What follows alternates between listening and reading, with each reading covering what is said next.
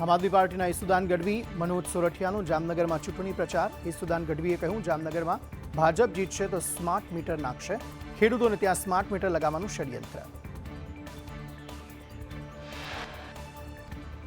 જામનગરના જામજોધપુરમાં શ્રીજી દર્શન હવેલી ખાતે ભગવાનને વિશેષ શણગાર કરાયો।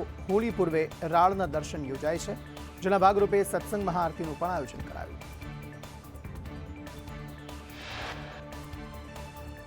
સાળંગપુર કષ્ટભંજન દેવમાં હોળી ધૂળેટીના પર્વના રંગોત્સવની તૈયારી। દાદાના પંચરંગી વાઘા અને રંગબેરંગી ફૂલોનો દિવ્ય શણગાર કરવામાં આવ્યો।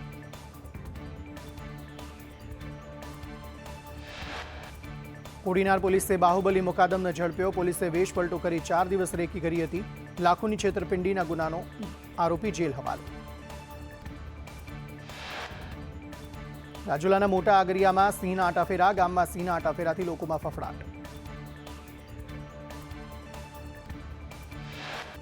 અમરેલી ગેંગરેપ કેસમાં સગીરા પર અત્યાચાર ગુજારનાર 4ને 20 વર્ષની સજા। રાજુલા સેશન્સ અને પોક્સો કોર્ટે ચુકાદો આપ્યો। દ્વારકામાં ફૂલડોલ ઉત્સવની ભવ્ય ઉજવણી। ગેટથી લઈ 56 સીડી સુધી ભક્તોની ભીડ। વહેલી સવારે ભક્તોએ પવિત્ર ગોમતી સ્નાન કર્યું। ડ્રોન અને બોમ્બ સ્ક્વોડ દ્વારા ઉત્સવ પર બાજ નજર। રાજકોટમાં હોલિકા દહનને મોંઘવારી નડી। જરૂરી સામગ્રી વસ્તુઓ 30 થી 40% મોંઘી। 40% લાકડાના ભાવ વધ્યા। સોમવારે પરંપરાગત રૂપથી થશે હોલિકા દહન।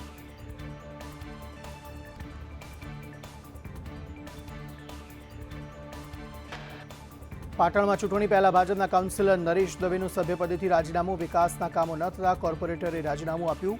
અપક્ષમાંથી જીતી નરેશ દવે ભાજપમાં જોડાયા હતા।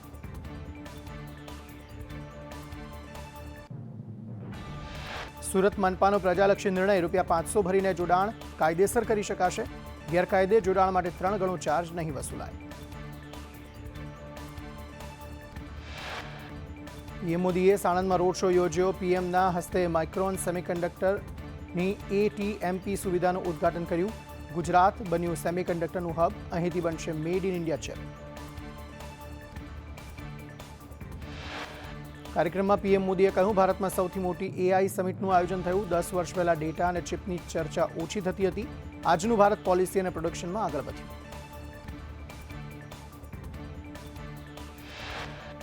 SIR પર ભાજપ MLA મહેશ કસવાલાએ નિવેદન કરતા કહ્યું, મતદારો તરફથી કોઈ વિરોધ સામે નથી આવ્યો। ચૂંટણી પંચની યાદીમાં બધું સ્પષ્ટ થશે। SIR અંગે કોંગ્રેસ નેતા તુષાર ચૌધરીનું નિવેદન। કહ્યું, કોંગ્રેસના 3 ધારાસભ્યોએ સવાલ ઉઠાવ્યા। 15 લાખ મતદારોના નામ કમી કરાયા। ચૂંટણી કાર્ડના ફોટા અંગે કોઈ સ્પષ્ટતા નહીં। SIR ખર્ચ અંગે આપ MLA ચૈત્ર વસાવાનું નિવેદન। SIRની પ્રક્રિયામાં ફોર્મ 7 અંગે વિરોધ ઉઠાવ્યો। પ્રક્રિયામાં ગેરરીતિ થઈ તેની જાણ કરવા મુદ્દો ઉઠાવ્યો। નામ કમી કરવાના ફોર્મ આપવા સુનિયોજિત કાવતરું। જર્જરિત ગ્રામ પંચાયત MLA ઉમેશ મકવાણાએ કહ્યું, બોટાદના ગઢડામાં 5 ગ્રામ પંચાયત જર્જરિત હાલતમાં।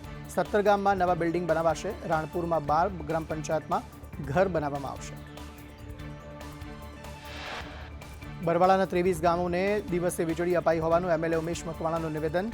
દરેક ખેડૂતને 24 કલાક વીજળી મળે છે। બોટાદના 52 ગામ, ગઢડાના 73 ગામોને દિવસે વીજળી અપાય છે।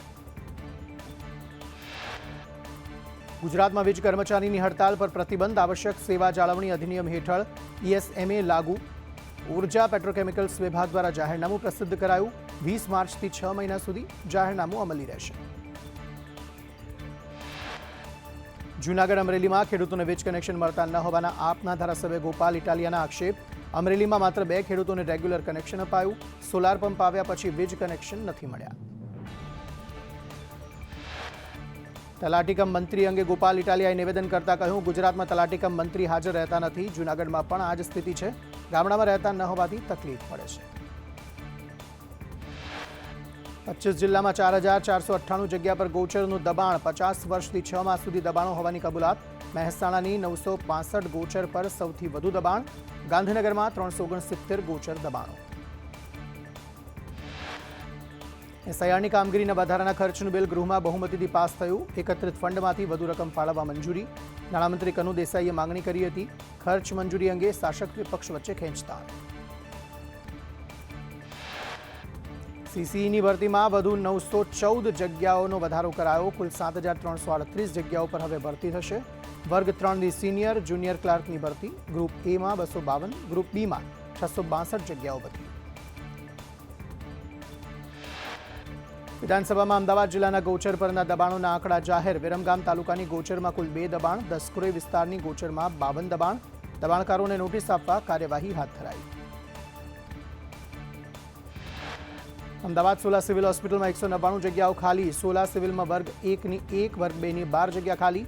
સોલા સિવિલમાં વર્ગ 3ની 186 જગ્યાઓ ખાલી. ખાદ્ય પદાર્થો સાથે છેડછાડ કરનારની ખેર નથી. બેડસેરિયાઓને છોડવામાં નહીં આવે તેવું આરોગ્ય મંત્રી પ્રફુલ પાનસેરિયાએ નિવેદન કર્યું. એક્શન લેવાની શરૂઆત સુરતમાં થઈ હોવાનું કહ્યું. અમદાવાદના ડાકોર માર્ગ પર ભક્તોનું ઘોડાપુર. લાખો ભક્તો રણછોડ રાયના દર્શન કરવા ઉમટ્યા. જય રણછોડના નાદથી વાતાવરણ ગુંજી ઉઠ્યું. પીએમ મોદીએ અમદાવાદની સોલા સિવિલમાં એચપીવી રસીકરણ અભિયાનનો વર્ચ્યુઅલી પ્રારંભ કરાવ્યો. મહિલાઓને સૌથી વધુ થાય છે સર્વાઇકલ કેન્સર. સોલા સિવિલમાં મંત્રી પ્રફુલ પાનસેરિયા હાજર રહ્યા.